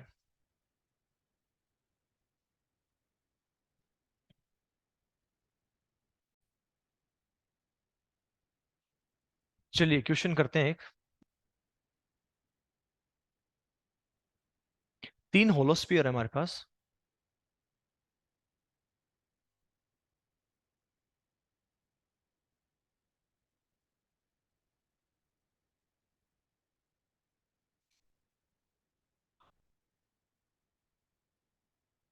तीन होलोस्फीयर है, ठीक है। चलिए काम करते हैं, एक बार दो ही ले लेते हैं ना, दो वाला कर लेते हैं एक बार। जो छोटे वाला है उस पे चार्ज है Q1, जो बड़े वाला है उस पे कितना है, Q2। जो छोटे वाला है उसकी ये सेंटर हो गया, कॉन्सेंट्रिक है, छोटे वाला है उसकी रेडियस है ए, जो बड़े वाला है उसकी रेडियस है बी। ठीक है। अब 3 पॉइंट हैं जिन पे हमें पोटेंशियल निकालना है। एक तो पॉइंट है ए यहाँ पे, जो कि सेंटर से है R1 डिस्टेंस पे। ठीक है। एक है पॉइंट बी यहाँ पे दोनों के बीच में, जो कि सेंटर से R2 डिस्टेंस पे है। ठीक है। और एक सी तो हमने ले लिया, एक पॉइंट ये डी ले लेते हैं, जो कि सेंटर से है R3 डिस्टेंस पे। ये डिस्टेंस है इनकी। तो हमें कैलकुलेट करना है, calculate potential, electric potential at point A, B and D, और सी इन दोनों स्फीयर का सेंटर है। ठीक है। सबसे पहले पॉइंट ए की बात करते हैं। देखो पॉइंट ए पे दो पोटेंशियल आएंगे, पॉइंट ए पे दो पोटेंशियल आएंगे। एक तो छोटे वाले स्फीयर की वजह से, और एक बार बड़े वाले स्फीयर की वजह से। दोनों को ऐड करना है, सिंपली ऐड करना है, स्केलर क्वांटिटी है। तो पॉइंट ए देखिए, पॉइंट ए छोटे वाले के स्फीयर के अंदर है, तो इनसाइड वाला फॉर्मूला लगेगा। बड़े वाले स्फीयर के भी अंदर है पॉइंट ए, तो उसके लिए भी इनसाइड वाला फॉर्मूला लगेगा। तो अगर छोटे वाले स्फीयर के लिए बात करें तो इनसाइड है, तो K Q one by radius, radius कितनी है उसकी, स्मॉल है। बड़े वाले स्फीयर के भी इनसाइड है, तो K Q two by radius यानी कि स्मॉल बी। क्लियर है, दोनों के इनसाइड है। पॉइंट बी की बात करते हैं। अब बी पे बात करेंगे, तो जो बी है ना, वो छोटे वाले स्फीयर के तो आउटसाइड है, तो आउटसाइड वाला फॉर्मूला के क्यू अपॉन स्मॉल आर। बड़े वाले स्पेयर के इनसाइड है, तो इनसाइड वाला फॉर्मूला दैट इज के क्यू बाई रेडियस। और दोनों को ऐड कर देंगे, तो छोटे वाले स्पेयर के लिए देखें तो K Q one by small R centre से डिस्टेंस, तो पॉइंट बी की सेंटर से डिस्टेंस R2 है। और के क्यू टू बाई, तो क्यू टू वाले के तो अंदर है, तो अंदर है तो रेडियस यानी कि बी। पॉइंट डी की बात करते हैं। पॉइंट डी छोटे वाले स्पेयर के भी बाहर लाई कर रहा है, और बड़े वाले स्पेयर के लिए बाहर लाई कर रहा है, तो दोनों के लिए के क्यू बाई रेडियस, के क्यू बाई डिस्टेंस, तो K Q one by centre से डिस्टेंस R3 प्लस के क्यू टू बाई R3। ये आंसर आ जाएंगे अपने पास। क्लियर है ये। चलिए एक क्वेश्चन और करते हैं, थोड़ा सा मैथमेटिकल सा है।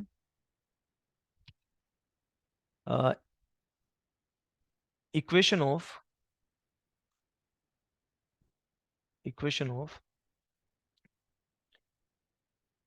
होलोस्फीयर इज गिवन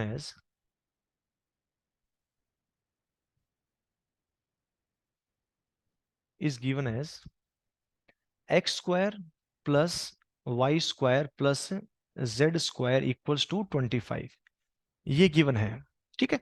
अगर आपको नहीं पता है तो याद रखो, जो जनरल इक्वेशन अगर ये गिवन है ना, तो याद रखना इसका, अगर ऐसी इक्वेशन की हो तो इसका सेंटर होता है 0, ओरिजिन 0,0। और ये जो 25 लिखा है ना, ये रेडियस का स्क्वायर होता है। तो आर स्क्वायर कितना है 25, तो इसके पास रेडियस कितनी आ गई, अपने पास से रेडियस कितनी आ गई है 5 आ गई है। ठीक है। अगर नहीं पता हो तो इक्वेशन याद रखिएगा। ठीक है। क्वेश्चन क्या है, कैलकुलेट इलेक्ट्रिक पोटेंशियल एट 1,2,3। ठीक है। और ये जो होलोस्फीयर है ना, इसके ऊपर चार्ज आपको क्यू चार्ज गिवन है। ठीक है। चलिए अब सबसे पहले टास्क क्या है, होलोस्फीयर की वजह से पोटेंशियल निकालना है। तो सबसे पहले दो फॉर्मूले हैं कि इनसाइड है या फिर आउटसाइड है, तो थोड़ी सी मैथ्स लगा के हमें ये कैलकुलेट करना पड़ेगा ये इनसाइड है या फिर आउटसाइड है। ठीक है। तो अगेन हम कैसे देखेंगे कि ये जो 1,2,3 है, अगर इसकी ओरिजिन से डिस्टेंस रेडियस से कम आती है तब तो ये अंदर होगा, तो इनसाइड वाला फॉर्मूला लगाएंगे। अगर 1,2,3 की सेंटर से डिस्टेंस यानी कि ओरिजिन से डिस्टेंस अगर रेडियस से ज्यादा आ जाती है, तो इसका मतलब वो आउटसाइड है, तो आउटसाइड वाला फॉर्मूला लगाएंगे। ठीक है। तो सेंटर कितना इनका, सेंटर है 0,0,0। तो सबसे पहले वो प्रयास करेंगे कि हमें पता चले कि इस पी पॉइंट की सेंटर से डिस्टेंस कितनी है, और पी पॉइंट है 1,2,3। ठीक है। डिस्टेंस फॉर्मूला लगा रहे हैं हम लोग, है ना, दोनों के बीच की डिस्टेंस निकाल रहे हैं, डिस्टेंस सीपी निकाल रहे हैं। तो कैसे निकालेंगे, अंडर रूट 1 - 0 का होल स्क्वायर, है ना, ये 1 है ना, x2 - x1 का होल स्क्वायर प्लस 2 - 0 का होल स्क्वायर प्लस 3 - 0 का होल स्क्वायर। ध्यान से देखें तो ये 9 और 4 13 √14। ठीक है। √14 अगर देखेंगे हम लोग तो ये 3 पॉइंट समथिंग आ रहा है। 3 पॉइंट समथिंग आ रहा है, रेडियस तो 5 है, तो रेडियस से क्या है, ये कम है। रेडियस से कम है, इसका मतलब जो पी पॉइंट पी है वो किधर लाई कर रहा है, इनसाइड लाई कर रहा है। इनसाइड लाई करने लग रहा है, इसका मतलब पी पॉइंट पे आप जो पोटेंशियल निकालोगे वो क्या आना चाहिए, के क्यू बाई रेडियस के बराबर आना चाहिए। तो के क्यू गिवन ही है, रेडियस कितनी है आपके पास, 5, तो ये क्या आ गया आपके पास, आंसर आ गया। क्लियर है ये। तो है ना, बस टास्क वही था कि ये जो पी पॉइंट है ये इनसाइड है या फिर आउटसाइड है, तो उसकी सेंटर से डिस्टेंस हमने निकाल ली, वो रेडियस से कम आ रही है, 3 पॉइंट समथिंग आ रही है, और रेडियस है 5, है ना। ये 25 होता है ना, तो ये आर स्क्वायर होता है, ये है ना, ये आर स्क्वायर होता है। क्लियर है ये। चलिए, अब ये होलो स्फीयर की वजह से हो गया। अब हम लोग फॉर्मूले किसकी वजह से लिखेंगे, ड्यू टू सॉलिड स्फीयर। चलिए, पोटेंशियल ड्यू टू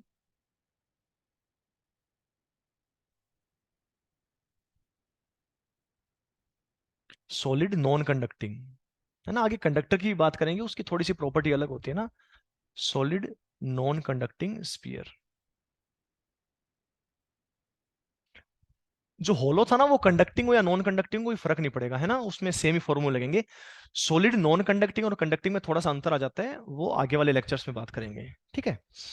इसमें भी इनसाइड और आउटसाइड डेरिवेशन की जरूरत नहीं है ना। अब आप शायद आउटसाइड के लिए तो समझ ही गए होगे, आउटसाइड के लिए क्या होना चाहिए, क्योंकि आउटसाइड के लिए अगेन इलेक्ट्रिक फील्ड का फॉर्मूला सेम था, तो पोटेंशियल का फॉर्मूला भी सेम ही आने वाला है। तो आउटसाइड के लिए कितना आ जाएगा, K Q by small R. Inside में फॉर्मूला थोड़ा सा कॉम्प्लेक्स होता है ना, और ये याद भी रखना है, क्योंकि सवाल आ गया तो बढ़िया सवाल बन जाएगा, है ना। 2r³ into 3r² minus r²। ठीक है, यही फॉर्मूला कई बार डेंसिटी के टर्म में लिखा होता है, तो वो rho upon 6 ε0 into 3r² minus r² बन जाता है ना। ये रो का क्या मतलब है, रो का मतलब है चार्ज डेंसिटी, है ना, चार्ज डेंसिटी।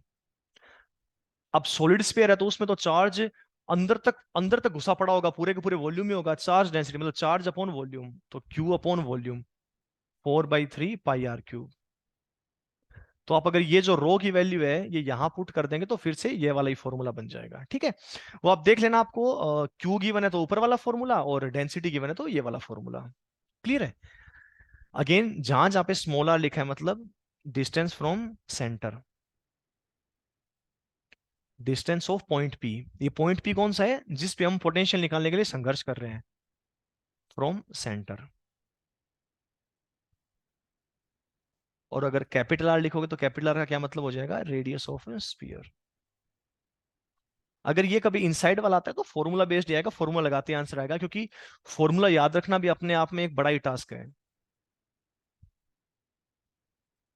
चलिए, अब ग्राफ बनाना है, ठीक है। ग्राफ, ग्राफ अगर देखें तो ध्यान से देखिए एक बार, आउटसाइड वाला तो वही बनेगा, रेक्टेंगुलर हाइपरबोला, उसमें कोई दिक्कत ही नहीं है ना। थोड़ा सा कोशिश जो है वो इनसाइड के लिए करनी है। तो ये y बनेगा, और स्मॉल आर यानी कि ये क्या बनेगा, ये x बनेगा। तो y की इक्वेशन में एक्स स्क्वायर आ रहा है, तो y की इक्वेशन में अगर एक्स स्क्वायर आता है मतलब पैराबोला बनता है। क्या बनता है, पैराबोला। और -x² आ रहा है, क्या रहा है, -x²। y की इक्वेशन में अगर x² आ जाए मतलब पैराबोला, और -x² आ जाए मतलब डाउनवर्ड पैराबोला, +x² आ जाए मतलब अपवर्ड पैराबोला। यहाँ पे -x² आ रहा है तो डाउनवर्ड पैराबोला बनेगा, उल्टा कटोरा बनेगा। +x² आता तो अपवर्ड पैराबोला बनता, यानी कि सीधा कटोरा बनता। क्लियर है। तो चलिए, ग्राफ बनाने की कोशिश करते हैं। डाउनवर्ड पैराबोला बनेगा, कैसा बनेगा, डाउनवर्ड पैराबोला।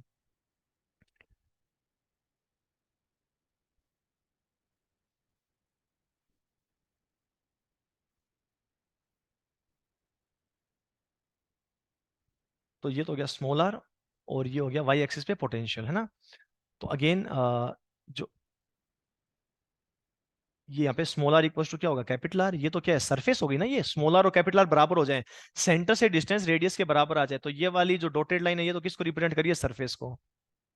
ये वाला रीजन किसको रिप्रेजेंट कर रहा है, कि जो पॉइंट है वो इनसाइड है। ये वाला रीजन किसको रिप्रेजेंट कर रहा है, आउटसाइड को। तो इनसाइड वाला कैसा बनेगा, डाउनवर्ड पैराबोला बनाते हैं, डाउनवर्ड पैराबोला कुछ ये बन गया डाउनवर्ड पैराबोला, ठीक है। उसके बाद तो ग्राफ रिपीट होगा हाइपरबोला, तो ये बनेगा हाइपरबोला। ना नीचे टच मत करवाना, क्योंकि आर की वैल्यू जब इनफाइनाइट होगी तब जाके वो जीरो बनेगा, है ना, तो उसको टच मत करवाना। तो ये तो क्या बनने लग रहा है, ये तो बनेगा आपके पास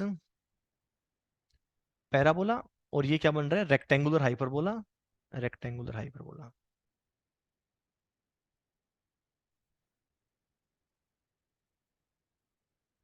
क्लियर है?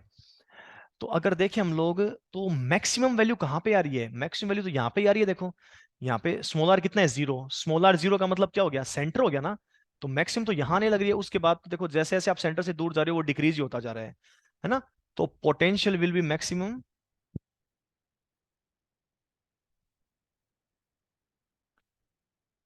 Potential will be maximum at centre. और कितना होगा सेंटर पे, एक बार निकाल लेते हैं। सेंटर पे निकालना है ना, तो कौन सा फॉर्मूला लगाओगे, इनसाइड वाला। और स्मॉल आर की वैल्यू कितनी पुट कर दोगे, जीरो, क्योंकि स्मॉल आर का मतलब तो सेंटर से डिस्टेंस हो रही है, और सेंटर पे निकाल रहे हो तो स्मॉल आर क्या पुट कर देना, जीरो। तो K Q upon two R cube, three R square minus से आर स्क्वायर।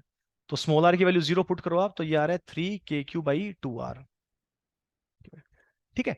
अब सरफेस पे निकालो, तो सरफेस पे निकालोगे तो चाहे इनसाइड वाला फॉर्मूला लगाओ या आउटसाइड वाला लगाओ, बात तो एक ही है ना, वो वैल्यू भी सेम ही आएगी, है ना। आप इनसाइड वाला लगा दो या आउटसाइड वाला लगा दो।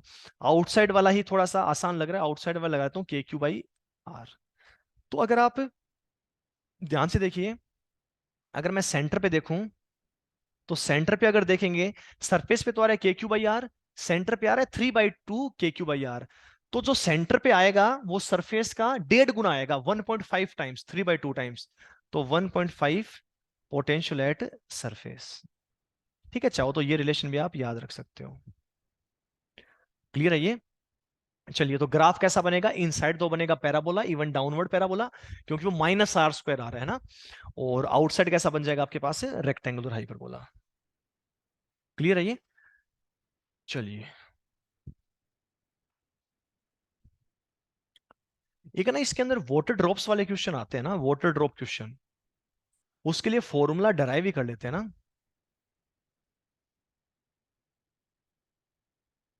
अब वाटर की ड्रॉप है, तो आप लोग सोच के देखिए सॉलिड स्फीयर होगा या होलो स्फीयर होगा। ऑब्वियसली ड्रॉप है, ड्रॉप में तो अंदर भी पानी भरा होता है, तो ये सॉलिड स्फीयर वाला फॉर्मूला बनेगा। ठीक है। क्वेश्चन ऐसा आता है, देखो मैं डेरिवेशन करवा देता हूं आपको, जैसे कि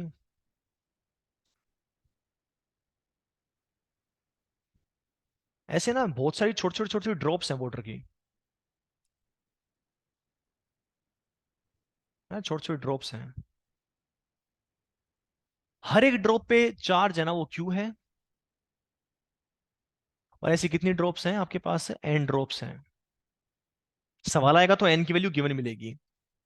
ठीक है, ड्रॉप्स है तो मतलब अंदर भी पानी भरा हुआ है। ठीक है। और हर एक ड्रॉप का पोटेंशियल कितना है, हर एक ड्रॉप का पोटेंशियल मान लेता हूं मैं V1 है। तो ड्रॉप का पोटेंशियल बोला है, मतलब सरफेस की बात होती है ना, कुछ ना बोला जाए तो सरफेस का है ना। तो V1 दे रहे हैं, तो V1 की वैल्यू कितनी आ जाएगी, के क्यू बाई स्मॉल आर, है ना, सबकी रेडियस कितनी है, स्मॉल आर है। तो K Q by small are. ठीक है। अब क्या हुआ, इनको मर्ज करके और एक बड़ी ड्रॉप बना दी है, एक एंड एंड जो छोटी छोटी ड्रॉप्स थी उनको मर्ज करके एक बड़ी ड्रॉप बना दी है। ठीक है। अब इसमें चार्ज में तो कोई दिक्कत नहीं है, चार्ज तो सीधा ऐड हो जाएगा। एक पे क्यू है, तो एन को ऐड करोगे तो कितनी हो जाएगी, N Q. Radius capital R हो जाएगी। अगर आपको 11th का सरफेस टेंशन याद हो तो ये कैपिटल आर की आपको वैल्यू भी पता होगी। अगर नहीं है पता तो मैं कैलकुलेशन कर देता हूं, वॉल्यूम कंजर्व करना है। अरे आपने एन ड्रॉप्स को मर्ज किया है, पानी तो उतना ही रहेगा ना। तो अगर मैं एलएचएस में वॉल्यूम देखूं, तो एक एक ड्रॉप का वॉल्यूम कितना आ जाएगा, पानी का वॉल्यूम 4/3 πr क्यूब। ऐसी कितनी ड्रॉप्स हैं, एन ड्रॉप्स हैं। यहाँ पे तो एक ही ड्रॉप है, तो उसका वॉल्यूम कितना आ जाएगा, 4/3 πr क्यूब। तो यहां से आप देखोगे तो ये cancel, 4 π/3, capital R equal to आ रहा है एन की पावर 1/3 इंटू स्मॉल आर। ये वैसे सरफेस टेंशन में 11th में आया भी होगा, कोई बात नहीं, याद रख लो, है ना। कि स्मॉल आर रेडियस के एन ड्रॉप्स को अगर मर्ज करके एक बड़ी ड्रॉप बनाई जाती है, तो उसकी रेडियस से एन की पावर 1/3 इंटू स्मॉल आर होती है। इसका पोटेंशियल मैं V2 मान लेता हूं। क्या मान लिया, V2। अब V2 और V1 में रिलेशन निकालना है आपको। क्लियर है, V2 और V1 में रिलेशन।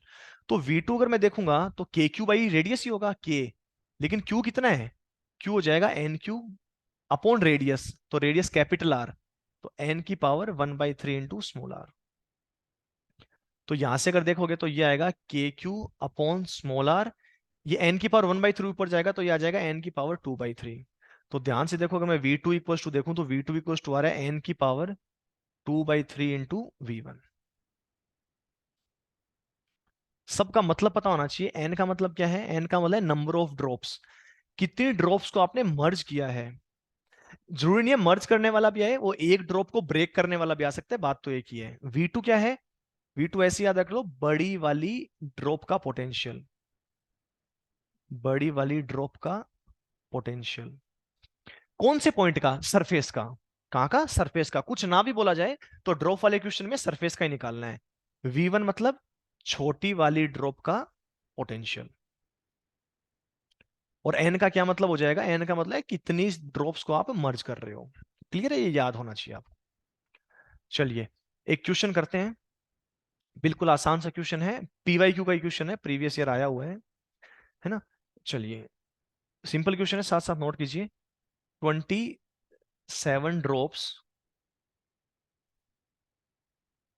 मैं पूरा क्वेश्चन लिख रहा हूं ताकि आपको लैंग्वेज को डिकोड करना है। डायग्राम बनाती तो 40-50% क्वेश्चन खत्म ही हो जाता है ना। Same size are charged eight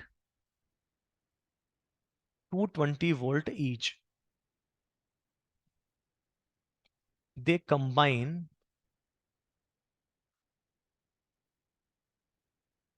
to form A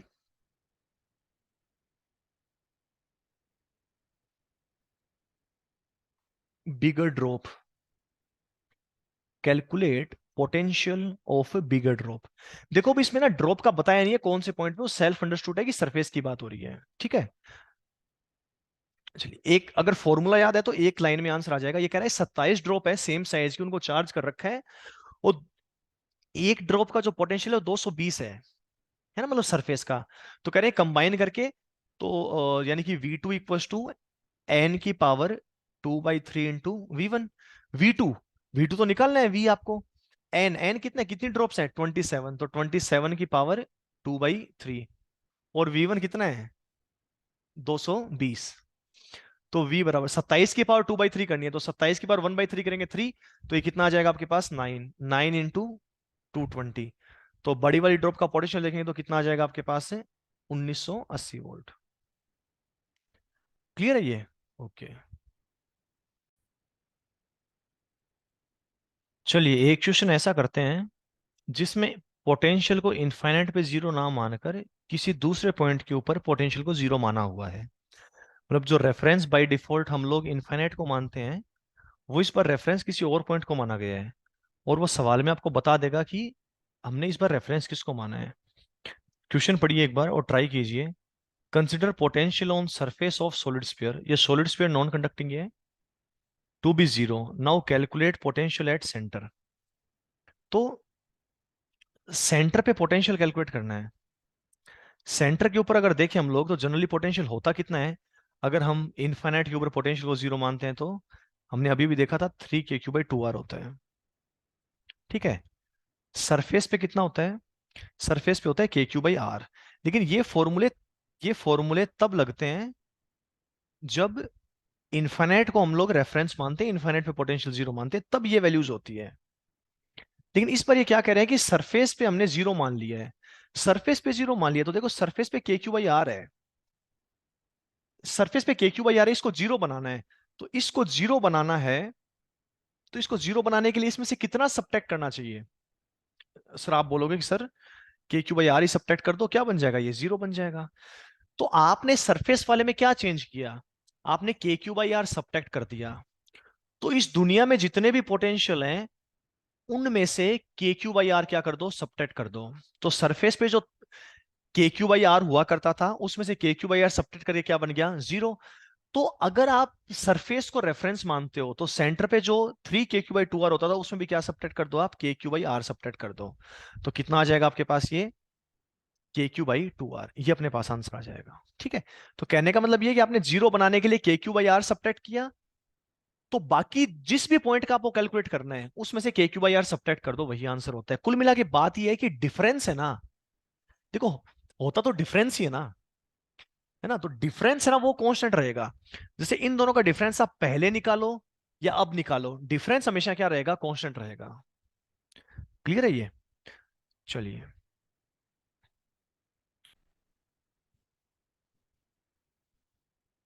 potential due to ring on axis.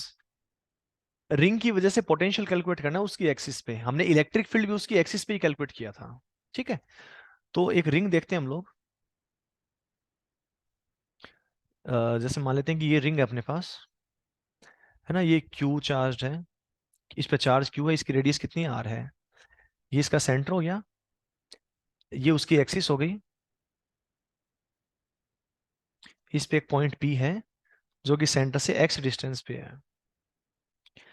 ठीक है, और इस पी पॉइंट पे पोटेंशियल निकालना है अपने को। अगर आप थोड़ा ध्यान से देखें तो ये जो पी पॉइंट है ना, इस रिंग का कोई भी एक एलिमेंट लो, जैसे ये वाला एलिमेंट लो, इस एलिमेंट की पॉइंट पी से डिस्टेंस देखो। थोड़ा थ्री डी में सोचो, ये वाला एलिमेंट देखो, इसकी। देखो आप टू डी में सोचोगे ना तो आपको ऐसा लगेगा कि ये एलिमेंट और ये वाला एलिमेंट और ये वाला एलिमेंट, ये सब के सब सेम डिस्टेंस पे नहीं है। अगर आप टू डी में सोचोगे, आप थोड़ा थ्री डायमेंशन में सोच के देखो। रिंग का आप कोई भी पॉइंट ले लो, है ना, रिंग का कोई भी एलिमेंट ले लो, वो पॉइंट पी से सेम डिस्टेंस के ऊपर है।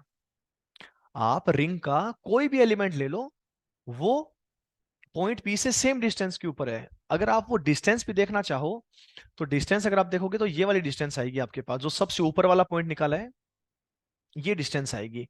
तो ये तो हो गई आपके पास, ये डिस्टेंस कितनी हो गई, ये डिस्टेंस तो हो जाएगी आर, ये है एक्स। तो ये डिस्टेंस कितनी हो जाएगी, under root R square plus X square.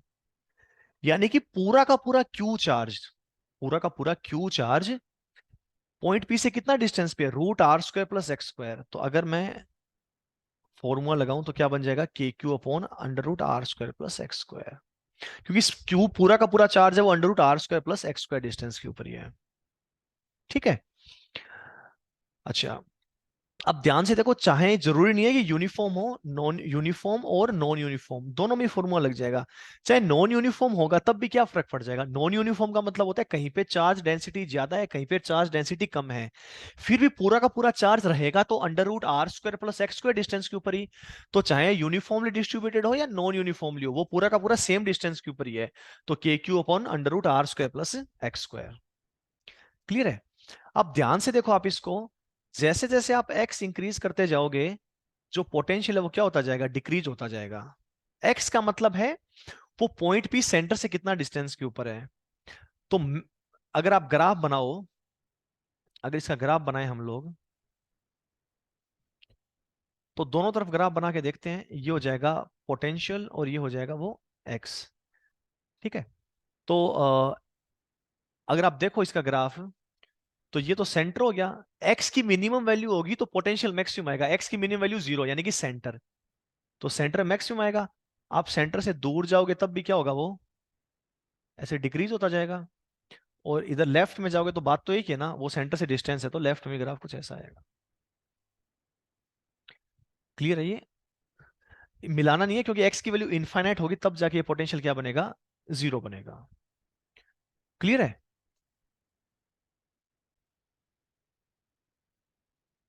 चलिए, रिंग के जो पोटेंशियल का हमने फॉर्मूला लिखा है उस पे बेस्ड इक्वेशन करते हैं। ये कह रहा है कि ऐसा पॉइंट बताओ जो जिस पे जो पोटेंशियल है वो सेंटर के पोटेंशियल का हाफ हो। तो अगर सेंटर पे पोटेंशियल देखेंगे, तो सेंटर पे पोटेंशियल के लिए हम लोग एक्स की वैल्यू क्या पुट करेंगे, जीरो। तो एक्स की वैल्यू जीरो पुट करते कितना आ जाएगा, के क्यू बाई आर।